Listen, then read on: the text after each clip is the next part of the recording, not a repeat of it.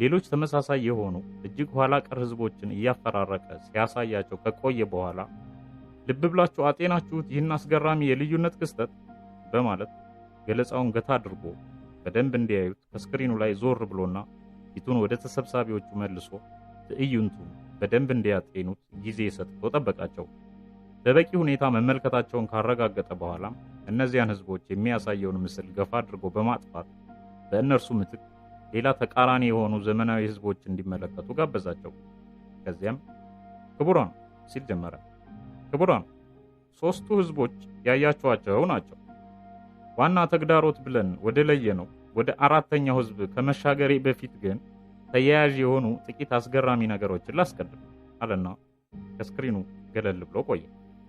በትዕይንተ መስኮቱ ውስጥም ስልጡንና ዘመናዊ የሚባሉ ኢትዮጵያውያን መታየት ጀመሩ። በርከት ብለው የሚታዩት ከላይ እስከታች በዘመናዊ አልባሳት የዘነጡ ሴቶች፣ ወንዶች፣ ወጣቶች፣ ጎልማሶች፣ አዛውንቶች ሲሆኑ ወጣቶቹ ሴት ቆነጃጅት ረዣዥም ጫማ የተጫሙ፣ አጫጭር ቀሚስ የለበሱ፣ የራሳቸው ባልሆነ በግዢ ጸጉር የተዋቡ፣ በመዋቢያ ቁሳቁሶች የተወለወሉ፣ እምብርታቸውን የሚያሳይ አጫጭር ከናቲራ የለበሱ፣ ሰው ሰራሽ ተቀጽላ ሊባል የሚችል ረጃጅም የእጅና የእግር አርቲፊሻል ጥፍር የለጠፉ ወዘተ ሆነው የሚታዩ ናቸው። ኮኸን ቀጠለ።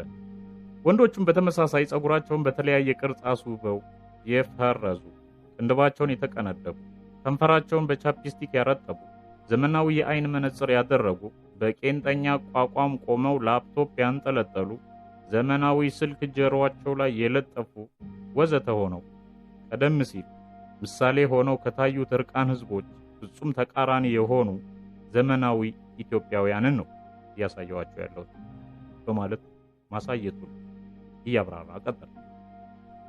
እነዚህን ኢትዮጵያውያንን በበቂ ሁኔታ እንቀሳቃሽ ምስሉን እየለዋወጠ ካሳያቸው በኋላ ደግሞ ወደ ገለጻው ተመለሰ።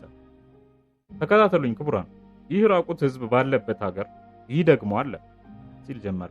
ተመልከቱ ክቡራን፣ በዘመናዊ አልባሳት የዘነጡ፣ በስደት ኑሮ ምክንያት ፊታቸው የቀላ፣ በዘመናዊ መነጽር ያጌጡ፣ ዘመናዊ የመሰሉ ነገር ግን ያልሆኑ ኢትዮጵያውያን ናቸው።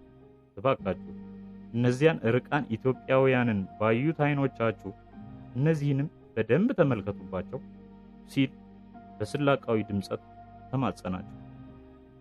የነዚህ ዘናጭና ፋሽን ተከታይ የሚባሉ ኢትዮጵያውያንና የነዚያ እርቃን ኢትዮጵያውያን የመኖሪያ ቀዬ በውስን ኪሎሜትሮች የሚራራቅ ነው። መንግስታቸውም አንድ ነው። የሚቆጠሩትም እኩል ኢትዮጵያዊ ተብለው ነው። ግንኙነታቸው እንዴት ሊሆን እንደሚችል ገምቱ። አንዱ ለአንዱ የሚኖራቸውን ምልከታም ለማጤን ሞክሩ። በምን ሁኔታ ላይ የተመሰረተ ግንኙነት ሊኖራቸው እንደሚችልም ለአፍታ አሰብ አድርጉ። እንዴት ሊናናቁ እንደሚችሉም ለመገመት ሞክሩ።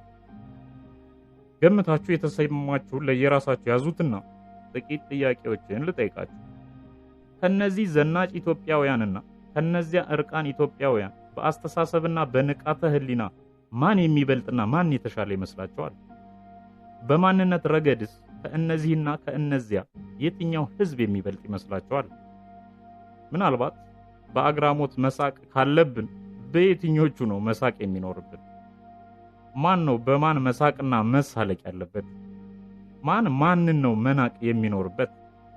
ከነዚህ ከሁለቱ ህዝቦች ውስጥ መታዘን ያለበት በእርግጥ ለየትኞቹ ነው? ማለቴ የትኛው ህዝብ ነው? እንዴት ያሳዝናሉ! ምን አለበት ልብስ እንኳን መልበስ ቢማሩ ብሎ መገረም፣ ማዘን፣ ማሾፍ ያለበት የትኛው ህዝብ ይመስላችኋል? ነገርየውን በማንነት ረገድ ለማንሰላሰል ሞክሩ። በማንነት ረገድ የትኞቹ ህዝቦች ይሻላሉ፣ የትኞቹስ ይበልጣሉ ሲል ጠይቆ ፈገግ እንዳለ ተሰብሳቢዎች ላይ አፍጥጦ ጥቂት ቆየ።